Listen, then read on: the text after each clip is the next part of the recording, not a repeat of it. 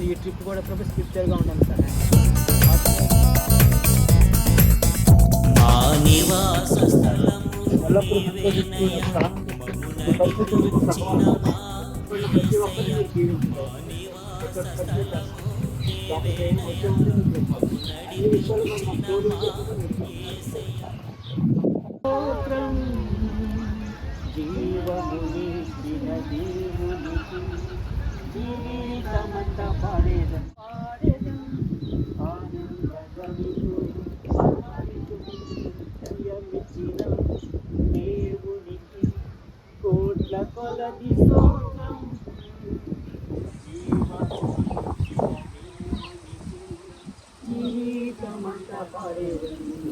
హల్లెలూయా హల్లెలూయా. 119వ కీర్తన 105వ వచనం. ఆ పాదములకు దీపమును ఆ త్రావుకు వెలుగై ఉన్నది. ఇక్కడ ఈ వచనంలో నీ వాక్యం నా పాదములకు దీపమును నా త్రోవకు వెలుగై ఉన్నది. ఇది అందరికీ తెలుసు, ఇది దావీదు కీర్తన. అయితే దావీదు గారు రాజు అయి ఉంది కూడా ఆయన ఏమంటారంటే నీ వాక్యం నా పాదములకు దీపము నా త్రోవకు వెలుగై ఉన్నది అంటున్నాడు. అసలు నేను ఎక్కడికి వెళ్ళడానికి ఆయన వాక్యము దీపం అంటున్నాడు, నా త్రోవకు వెలుగై ఉన్నది అంటున్నాడు. ఆయన ఇంతకీ ఎక్కడికి బయలుదేరాడు అంటే ఎక్కడికి వెళ్ళడానికి? అంటే మామూలుగా ఆయన సొంత పనులు వెళ్ళడానికా, లేకపోతే ఆయన ఎక్కడికి పెట్టి అక్కడికి వెళ్ళడానికా? అంటే ఏ సందర్భంలో అసలు ఆయన ఇది భావం ఏంటి అనుకుంటున్నారు?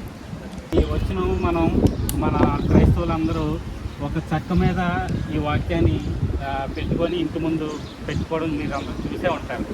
చాలామంది క్రైస్తవుల కుటుంబంలో లేదంటే సంఘాలు ఇంటి ముందు కానీ ఈ వాక్యం ఉంటుంది. అంటే ఒక జస్ట్ వాళ్ళకి మనకి తేడా లేదు. అంటే ఇందులో భావం తెలియకుండా మనం ఎన్ని వాక్యాలు ఇంటి ముందు తగిలించుకున్నా లేదంటే ఇంటి ముందు చెక్కతో పెట్టుకున్నా అది ఉపయోగం లేదు.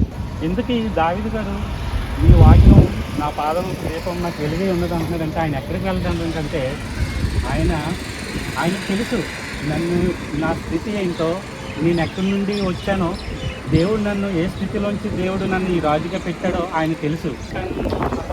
మట్టి శరీరాన్ని భూమి మీద నుండి పరలోకి వెళ్ళాలంటే వాక్యం కావాలి. ఆ వాక్యం ద్వారానే మనం ఆయన వాక్యం వెలుగై ఉండాలి. అంతే తప్ప మనం ఎక్కడికో బయలుదేరడమో లేదంటే మన సొంత ప్రయాణాలు కాదు. ఆయన వాక్యం మన పాదం దీపం వెలుగై ఉన్నదంటే మన ప్రయాణం ఈ భూమి విడిచి పరలోకం వెళ్ళడానికి వెలుగై ఉండాలి. ఆ విధంగా మనం ఆ వాక్యాన్ని మనం వెలుగుగా ఉంచాలి, మన పాదములకు దీపంగా ఉంచాలి తప్ప ఈ లోకాన్ని విడిచి మన పరలోకం వెళ్ళాలంటే ఆయన వాక్యం కూడా చాలా ప్రాముఖ్యం. ఆయన వాక్యం ద్వారానే మనం ఈ లోకాన్ని విడిచి మనం పరలోకం వెళ్ళగలం.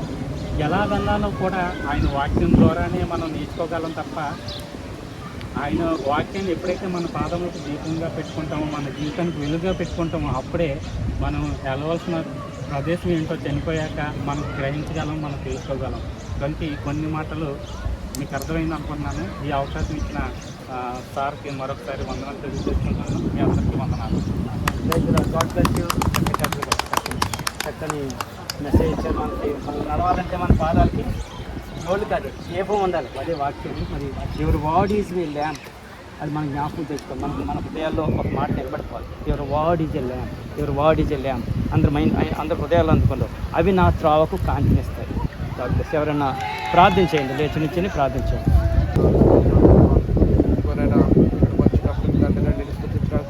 మీకు వందనాలు స్తోత్రాలు ప్రభా.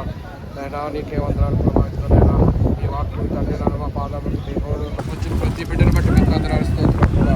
ప్రతి ఒక్క హృదయాల సంతోషాన్ని నింపబడడం చుట్టూ మీకు వందనాలు స్తోత్రాలు తండ్రి నాయన. మా తండ్రి సిస్టర్ తండ్రి నాయన కుమార్ గారిని బట్టి మీకు వందనాలు ప్రభా. ఆమెకి ఇచ్చిన ప్రేమను బట్టి మీకు వందనాలు స్తోత్రాలు ప్రభా.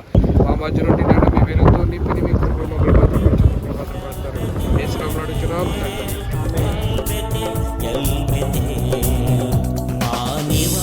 స్థలము నీవేనయ మము నడిపించిన మా యేసయ్యా.